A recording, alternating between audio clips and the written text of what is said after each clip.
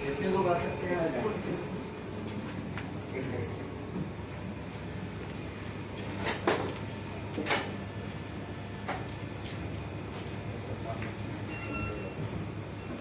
इसमें इनपुट करेंगे ना तो हमको बिल्कुल रिजल्ट नहीं मिलेगा, उसको हम डाइल्यूशन करना होता है ना।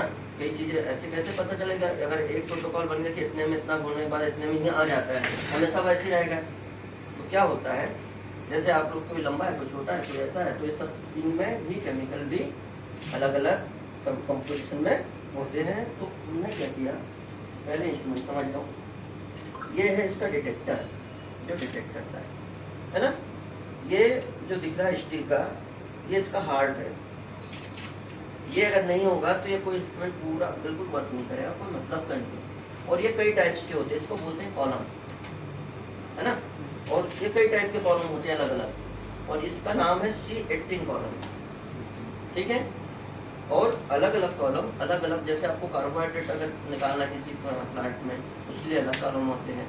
हम बेसिकली यहाँ पर ना फिनोलिक एसिड पर काम करते हैं, फिनोलिक एसिड हो गया, फ्लेवोनॉइड, इन पर हम काम करते हैं। तो हमारे C18 कॉलम हम यूज करते हैं, है ना। और ये जो है ये 2 पंप है, ये 2 पंप इसलिए क्योंकि इसका नाम ही है हाई प्रेशर लिक्विड क्रोमेटोग्राफ, है ना। प्रेशर समझ गया, ये 2 मतलब अभी देखो इतने आरपीएम पर 3000 धकेलने के लिए आपको इतने प्रेशर की जरूरत होती है ना, इसलिए इसको हाई प्रेशर बोलते हैं। लिक्विड ये है, ये हमारे रेजेंट होते हैं। ये रेजेंट जाएंगे और एक 2 चीजों पर काम करते हैं, मतलब क्रोमेटोग्राफी, है ना। हम आप लोग को याद होगा, एक स्टेशनरी फेज और एक मोबाइल फेज। तो यहाँ पर जो मोबाइल फेज होती है ये लिक्विड होता है, ठीक है। लिक्विड जाएगा और ये जाकर के ये कॉलम जो होगा ये इसका स्टेशनरी फेज, ठीक है। कॉलम क्या होगा, स्टेशनरी फेज। यहाँ पर सैंपल आपका जाएगा और सैंपल इस रिकॉर्डर में कैसे जाएगा, आपको रिकॉर्ड ये मिल जाएगा। हम यहाँ पर अभी काम कर रहे थे बेकेलिन, ओरोजाइलम इंडिकम करके एक प्लांट होता है, शिवनार, इतना लंबा पत्ती होती है, कभी नर्सिंग करोगे ना तो बताएंगे, अच्छा इतना लंबा।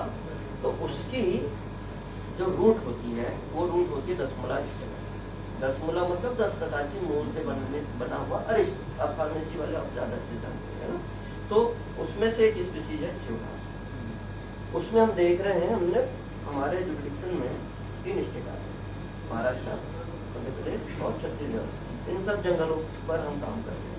तो वहां से हमने अलग अलग जगह से सैंपल लेकर के आए, सैंपल प्रिपेयर किया है और हम देख रहे हैं कि कहाँ के सैंपल में जो बेकेलिन कंटेंट है सबसे अधिक मात्रा में अवेलेबल है, ठीक है। तो ये ऐसे हम सैंपल चलाते हैं। अब देखो सैंपल ये दिख रहा है ना आपको, ये सैंपल है, ये इस रिटेंशन टाइम पर, इस टाइम पर ये हमें सेपरेट होता है। तो ये हमारा सैंपल है, जबकि और भी दूसरी इम्प्योरिटीज होती है, ठीक है। तो ये है HPLC, ऐसे वर्क करता है। अब इसके अंदर की चीजें बहुत सारे, आपके पास टाइम भी कम है ना। सेम अब यहाँ पे थोड़ा थोड़ा ऐसे है ना। इसमें अगर कुछ पूछे, इसमें भी 2 फेज होगी, एक मोबाइल फेज और स्टेशनरी फेज। यहाँ पर जो स्टेशनरी फेज होगी वहाँ ये होगी प्लेट, ये सिलिका जाएगी, ये इसकी एल्यूमिनियम प्लेट, ये स्टेशनरी फेज होती है इसमें, क्योंकि ये इस एप्लीकेटर पर रखी होती है। ये तो खराब है, हमारे पास सब अभी अलग अलग रखी हुई है ना।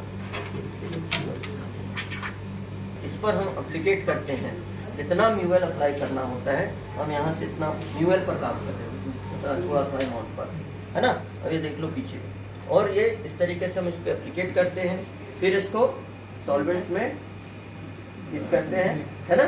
डिप करने के लिए हमारे पास उधर चैम्बर है, और फिर डिप करने के बाद में अगर यूवी रेंज में अगर ये पढ़ लेता है तो ठीक है, नहीं तो फिर से डेल्टाइज इसको करते हैं। ये जो प्लेट है डेल्टाइज की है। कुछ ऐसे केमिकल होते हैं जो मतलब डायरेक्ट आग से या यूवी रेंज पर नहीं दिखाई देते हैं, तो उनको हमको डेल्टाइज करते हैं। तो हम डेल्टाइज करते हैं, इसके लिए अलग अलग सॉल्वेंट सिस्टम में डिप करके, है ना। इसमें NaCl सॉल्यूशन आप पढ़ोगे कभी, तो NaCl में हमने इसको डिप किया है। तो देख रहे हैं ये तीनों स्टैंडर्ड है हमारा ये भी काम चल रहा है, मतलब एक पेपर पब्लिश करना चाहते हैं।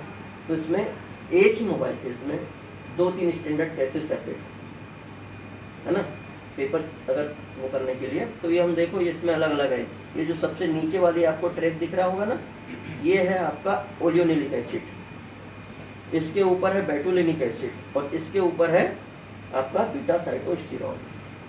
तो हमने एक ही मोबाइल फेज में इन तीनों को अलग अलग किया, वो हमारे सैंपल में भी प्रेजेंट होगा नहीं होगा ये अलग चीज़ है सैंपल का, लेकिन ये हमने ऐसे सेपरेट करना होता है। ये करके हम क्या करते हैं, ये इसका क्या है स्कैन, इसमें स्कैन करेंगे। स्कैन करने के बाद में आपको इस तरीके से ये एक वो बनाते हैं। देखो ये सब चीजें।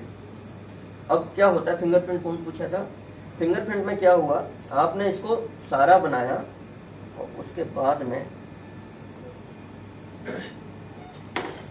एक फॉर्मेट बन जाएगा उसका कि वो प्लांट का जो फिंगरप्रिंट होगा ऐसा दिखेगा वो, है ना। ये ऐसे एक फिंगरप्रिंट बन जाएगा। तो वो जो एडल्ट्रेंट होगा ना, वो इस तरीके से इतने इसमें सेम प्रोसेस में सेम टाइम पर सेम टेम्परेचर, वो उसके लिए आपको जरूरी ये है कि आपको उसकी जो प्रोसीजर आपने फॉलो किया है वो वैसा ही रहना चाहिए। अगर आप अलग करोगे, मान लो उसका टेम्परेचर बढ़ा दोगे तो भी वो वेरी करेगा, फिर आप उसको पकड़ नहीं पाओगे। तो जब भी फिंगरप्रिंट डेवलप की जाती है उसके लिए स्पेशल टेम्परेचर हर एक कंडीशन उसकी अप्लाई करनी होती है और फिर उसको हमको लिखना होता है कि इस कंडीशन पे ऐसा आया है। पता चल रहा है आपने उसको खूब गर्म कर दिया, वो तो सब बॉयल होकर के दूसरा केमिकल एक दूसरे से मिक्स हो गया, बोले हमारा तो वो था और वही स्पीशीज का फिंगरप्रिंट मैच नहीं कर रहा सर, कैसे करें। तो उसके लिए हमको सारी प्रोसीजर सेम रखनी होती है अगर आपको उस एडल्ट्रेंट को देखना है तो। सर जो इसमें जैसे आप इसमें डिटेक्ट करते हैं सर, जो यूवी रेस में जो डिटेक्ट नहीं हो पाते उन सर क्या ग्राफ कैसे आती है? देखो यूवी का भी आएगा। देखो इसमें लैंप 3 लैंप यूज होते हैं, ड्यूटेरियम जिसकी रेंज होगी 200 से 400, ठीक है। उसके बाद में आपका टंगस्टन 400 से 800 और एक स्पेशल रेंज पर हम मरकरी पर यूज करते हैं, मरकरी का जो 366 पर अगर कोई कंपोनेंट आ रहा है आपका तो मरकरी लैंप का उपयोग हम करते हैं। तो इसमें तीनों लैंप लगते हैं, जैसी हमारी जरूरत होती है। जितने एनएम पर हमको स्कैन करना होता है उतने एनएम पर हम इसको स्कैन कर सकते हैं, ठीक है। हम ये भी पता कर सकते हैं कि कोई मान लो अगर हम एक काम और करना चाहते हैं डाई, अब हमें इसमें नहीं पता है कि ये कितना एनएम पर आपको मतलब मिलेगा, इसमें क्या होगा और इसका मैक्सिमम, ये जब एक सैंपल बना होगा तो इसका मैक्सिमम क्या होगा। तो ये इसमें हम क्या करेंगे, इसका एक स्पॉट लगाएंगे और उसको स्कैन करेंगे तो वो एक मैक्सिमा बताएगा, है ना। स्पेक्ट्रोस्कोपी में मैक्सिमा बताएगा वो, उस मैक्सिमा पे हम इसको फिर अगर हमको यूवी करना है, यूवी विजिबल स्पेक्ट्रोफोटोमीटर से हम इसके ऑप्टिकल डेंसिटी निकालेंगे, ठीक है। कोई भी कलर का एक ऑप्टिकल डेंसिटी होती है ना, तो उस कलर की हम ऑप्टिकल डेंसिटी निकालेंगे, ठीक है। और पूछ सकते हो आप और कोई क्वेरी?